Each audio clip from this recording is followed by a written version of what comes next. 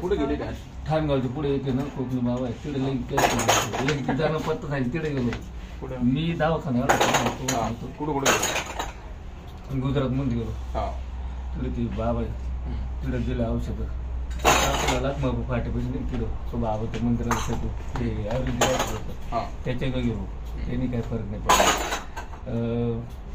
याच्याकडे गेलो होतो मालेगावला गेलो होतो त्याच्याकडे गेलो मालेगावला काय केलं तिकडे काय करायचं मालेगावला काय औषध लिहिलं काहीच नाही आता आपण गुगे डॉक्टर येतो चिंचोरला आणि तिथे मंदिरात गेलो त्याच्या गोळ्यांचा फरक पडला लोटस मध्ये गेलो लोटस मध्ये एक नाशिकचा डॉक्टर तो सोनून डॉक्टर पत्ता दिला त्याच्या 1500 रुपये गोळ्या घेतल्या काहीच फरक काही इलाज नाही मी आता शेवटच्या मुलं आता कोणाला जायचं पण त्या दिवशी दादा म्हणे काय तो काम राहिलं का म्हणून नाही हो दादा म्हणे मी असं मला फरक पडला म्हणलं जाऊ म्हणलं तिकडून त्यांना नंबर दिला तुमचा मग मी आलो मी जे सांगितलं ते आज कोणी सांगितलंच नाही की एवढं प्रॉपर प्रमाणे सांगायला काहीच नाही हो मग काय गेलं का इंजेक्शन आयुर्वेदिक औषध फक्त पाहिजे औषध याच्यात गेलं बेल्ट लावून 8 दिवस ते बेल्ट ठेवा खार का घ्या गावठी तूप घ्या याचे लाडू घालून ते 11 दिवस 21 दिवस खा काहीच नाही ते गुजरात मध्ये गेलं तिकडे आयुर्वेदिक औषध दिले ते पाठी लावायचं चुनचुन व्हायचं औषध लावलं तिकडे एक डबल आणखीन असं गावठी उपचार केला एक भापायचा आंदोलता राहुलवाडी मध्ये त्यांनी असं उन्हाळ्यात गेलो का लय दिवस झाला त्याने असं औषध लावलं लाईटी कशी शॉर्ट बॅक मातीत लोळतोय ते जायला पण त्यांनी कमरा फरक पडला काहीच नाही गेलं दवाखान्यात शेवटची टेप मावली नाही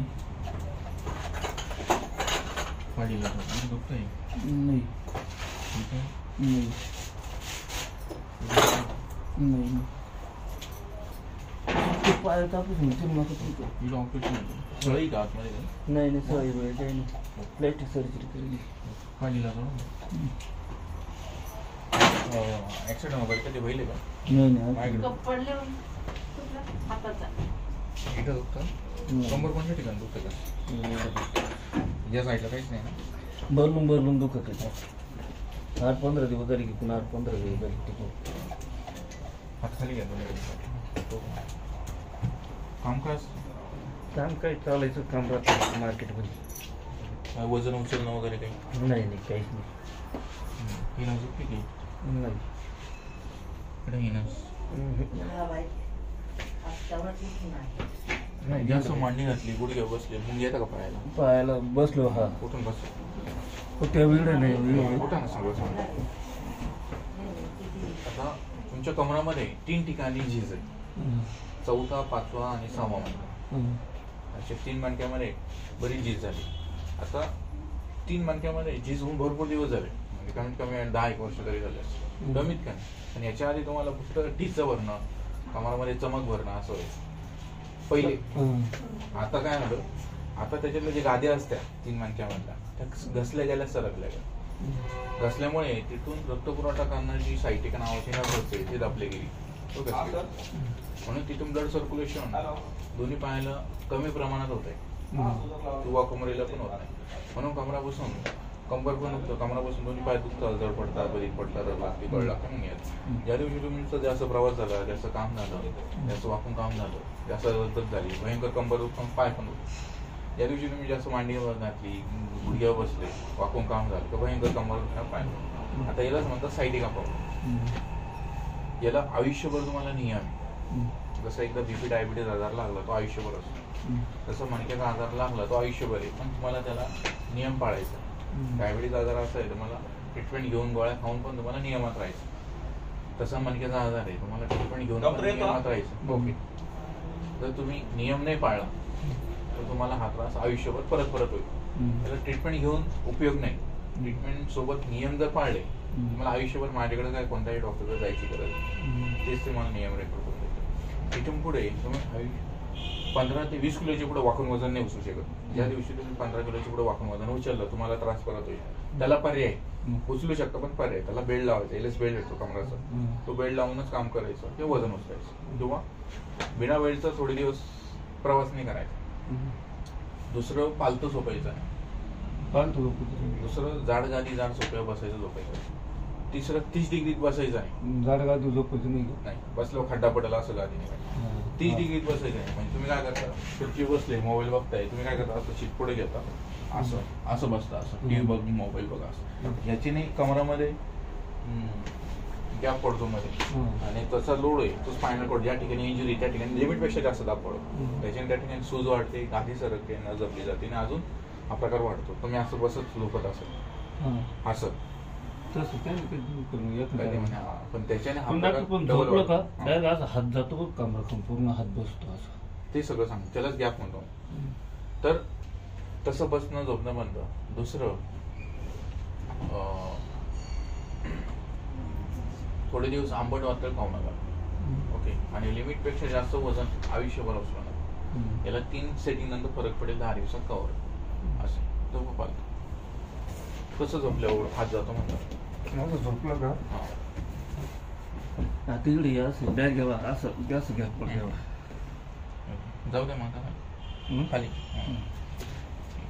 आणि आज वरून पोट दाबलं का खाली दुखत कंबर. त्यालाच वाक पडला म्हणतात. फोनपेवर 200 रुपये मिळाले. तुम्ही ना वाकून काम जास्त करेल पहिले, म्हणजे हेवी काम नाही नको. आता गाडी सारखं ड्रायव्हरिंग करेल. आता याला तुम्हाला विना बेल्टचं काम करू शकत नाही, प्रवास करू शकत नाही. नुसतं बेल्ट जरी लावला तुम्हाला 80% फरक पडणार. नुसतं बेल्ट लावला ट्रीटमेंट बाजूलाच राहील. हात खाली पूर्ण बॉडी लूज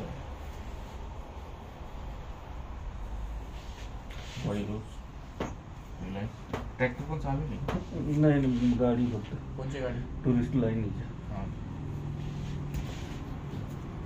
पण सांगतो प्लस हा मग ड्रिंक वगैरे काही चालू.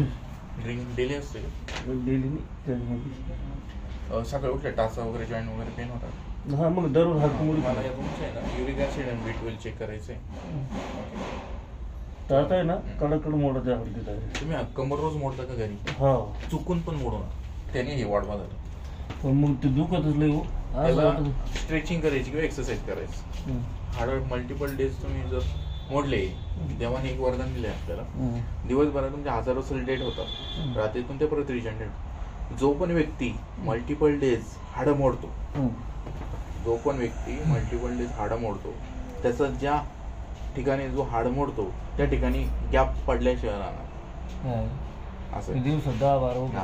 म्हणजे जो व्यक्ती जे हाड, आता मी हे जो जॉईंट मोडलं तसं तुम्ही त्या ठिकाणी मोडत होते, त्या ठिकाणी बबल्स असतं, हजारो सेल्स मिळून एक कार्टिलेज तयार होतं.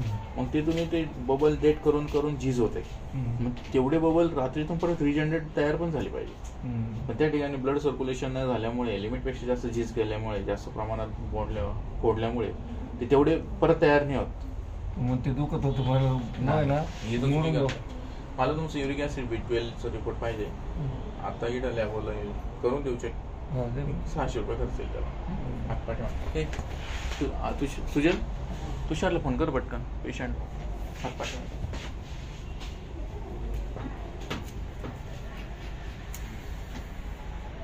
बॉडी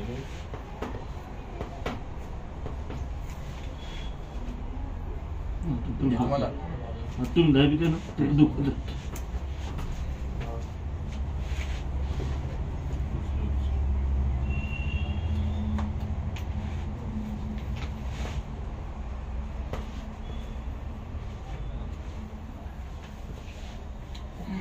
हे तुम्ही हाताने वाढवून केलंय?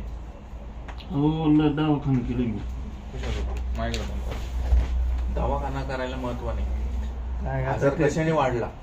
अहो पण मग असं काय झालं तुमच्या काल तुम्ही कसं सांगितलं तरी ते सांगितलं नव्हते ना, याच्यानं असं होणार आहे म्हणून.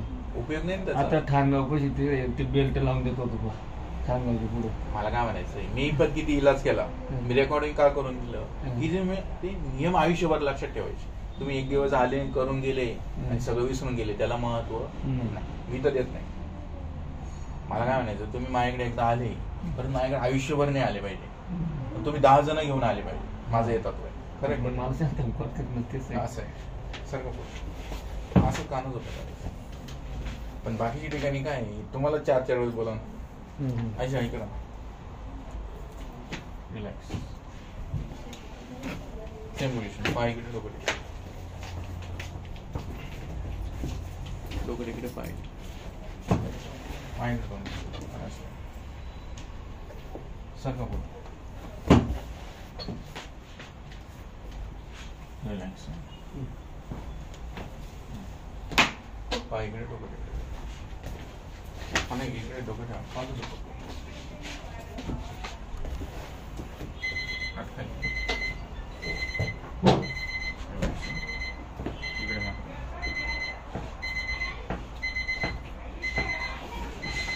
पाय इकडे सरळ झोपास तुझे पाय पण